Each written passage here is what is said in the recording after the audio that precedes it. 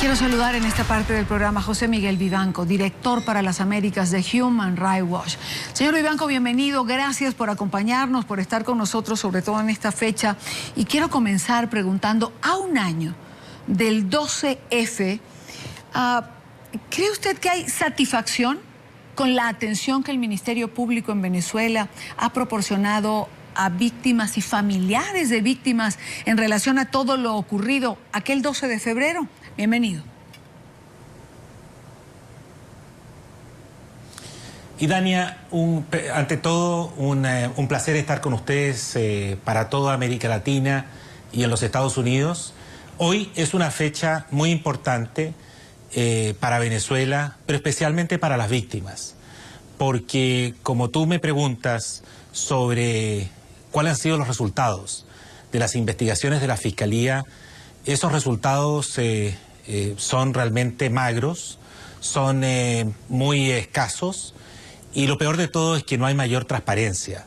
Es decir, cuando, por ejemplo, la Fiscalía se ha visto obligada a responder respecto de las investigaciones y sanciones por las personas que fueron muertas, asesinadas, a raíz de las protestas que se originan hace un año en Venezuela, y los cientos de manifestantes que fueron al mismo tiempo golpeados brutalmente, incluso en muchos casos torturados mientras estaban bajo el control de la fuerza pública, de la Guardia Nacional Bolivariana. La Fiscalía, en las escasas oportunidades que se ha visto obligada a responder, ha dicho que hay 15 funcionarios que se encuentran acusados de maltratos o digamos, de irregularidades. Pero no conocemos cuál es el estado de esas investigaciones, de qué tipo de delitos se trata, los que se les han supuestamente imputado a esos funcionarios, y desde luego tampoco sabemos que existan condenas al respecto. Yo creo que la Fiscalía es una entidad más de tipo política, al juzgar por su récord, que lo que hace es simplemente empapelar judicialmente, es decir, abrir investigaciones o perseguir judicialmente y encubrir cuando se trata de funcionarios públicos involucrados en violaciones a derechos humanos. Fíjese, señor Vivanco, que de las cosas que no se entienden, por ejemplo, es en casos determinados o particulares hay pruebas. Por ejemplo, por recordar alguno, en el caso de Marvinia Jiménez, que es la joven que es golpeada con un casco salvajemente por una funcionaria de la Guardia Nacional, existen videos. En el asesinato de Basilda Costa, el grupo de periodistas que en aquel momento, porque ya no están, trabajaba en la unidad investigativa de Últimas Noticias, logra reconstruir parte de lo que es el asesinato de Basilda Costa y Robert Redman. Hay rostros, hay funcionarios que se ven allí, y sin embargo, este es uno de los casos, a los funcionarios se les abre una investigación, pero allí se queda en investigación. ¿Por qué no hay culpables? ¿Por qué no hay detenidos? ¿Cómo puede la fiscal Luisa Ortega Díaz convocar a una rueda de prensa hace 2 días para dar un balance de este año y decir que la mayoría de las víctimas y todos los familiares de las víctimas han sido debidamente atendidos, y ha dicho que el gobierno venezolano ha respetado el debido proceso? Yo le pregunto, ¿se ha respetado el debido proceso en el caso del 12F? Mire, Idania, la pregunta suya es no solo pertinente, sino que al mismo tiempo una pregunta y un reclamo de sentido común. Las evidencias y los testimonios gráficos que existen de la brutalidad de la Guardia Nacional Bolivariana y de las pandillas, de estos civiles armados con licencia para disparar y para detener arbitrariamente, en presencia de la Guardia Nacional Bolivariana, en cooperación con la Guardia. Se trata de un conjunto de delincuentes que actúan con total impunidad y brutalidad a vista y paciencia de las autoridades locales. Todo eso ocurre en Venezuela, donde efectivamente hay evidencias, pero la Fiscalía no sabemos qué hace con esa evidencia.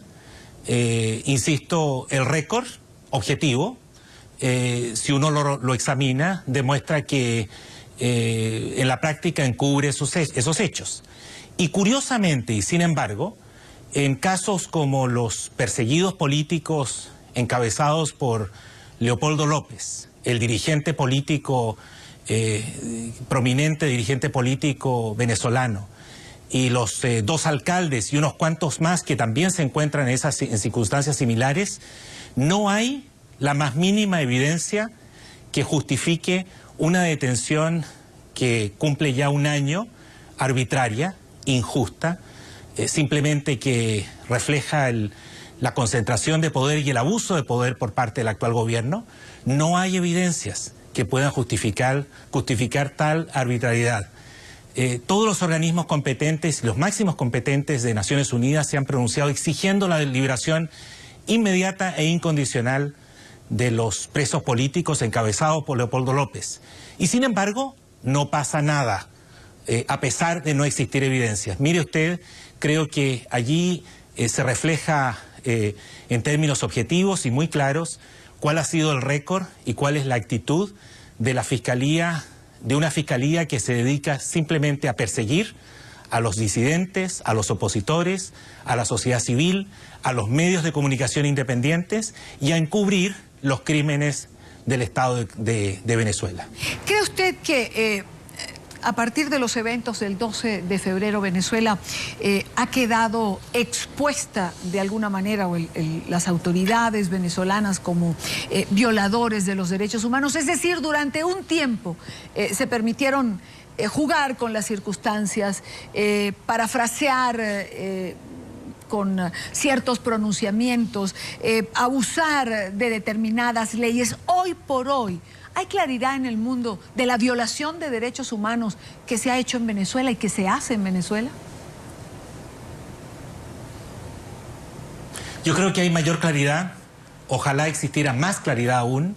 Creo que en todo caso el mundo se ha enterado de lo que es capaz el gobierno del presidente Maduro y cómo reacciona, con qué brutalidad reacciona ante manifestaciones pacíficas, ante el derecho que tiene cualquier ciudadano en Venezuela a expresarse pacíficamente en disidencia, en una posición crítica frente al gobierno.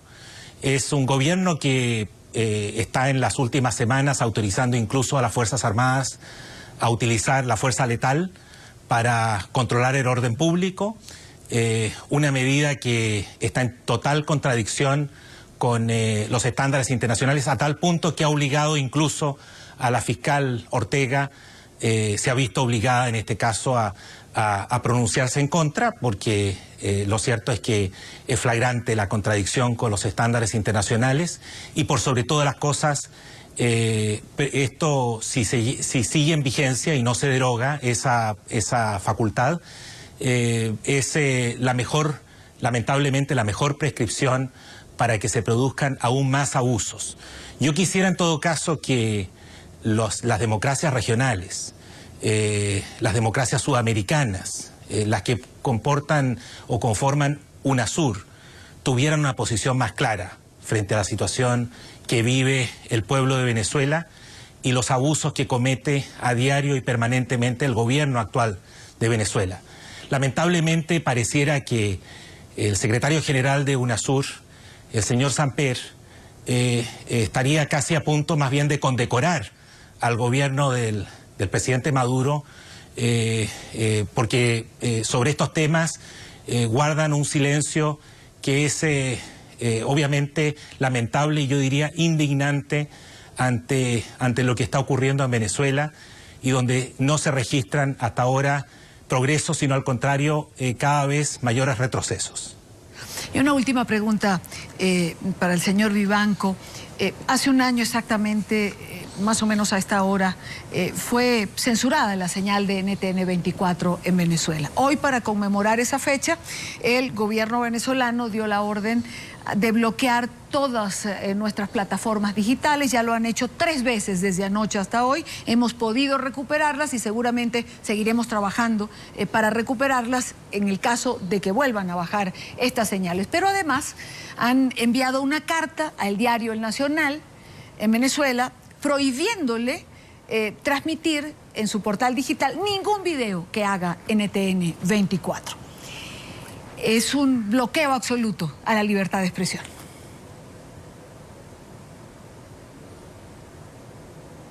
Propio de un régimen autoritario, como es el que gobierna Venezuela, no de un régimen democrático, tolerante, respetuosos de las opiniones críticas, de las opiniones independientes, de las distintas visiones. No es sorprendente la actitud del gobierno actual, es más bien consistente, insisto, con unas posiciones autocráticas y donde los medios de comunicación han sufrido un repliegue muy fuerte.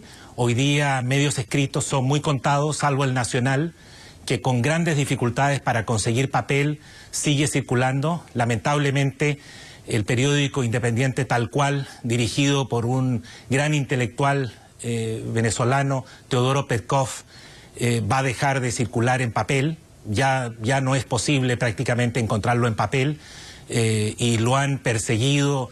El señor Cabello, el capitán Cabello, que es el presidente del Congreso, se ha empecinado en perseguirlos penalmente y para eso cuenta con una fiscalía que está al alcance, a la disposición y se presta para este tipo de persecución penal contra los directivos del periódico Tal Cual.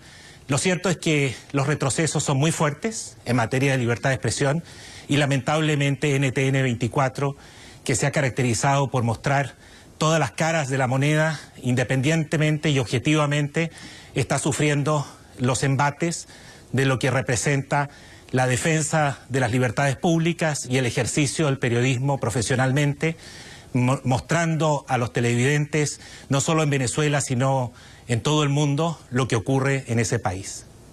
Quiero darle las gracias a José Miguel Vivanco, director para las Américas de Human Rights Watch. Muchísimas gracias por acompañarnos en la tarde de hoy. Al contrario, un placer estar con ustedes. Muy amable.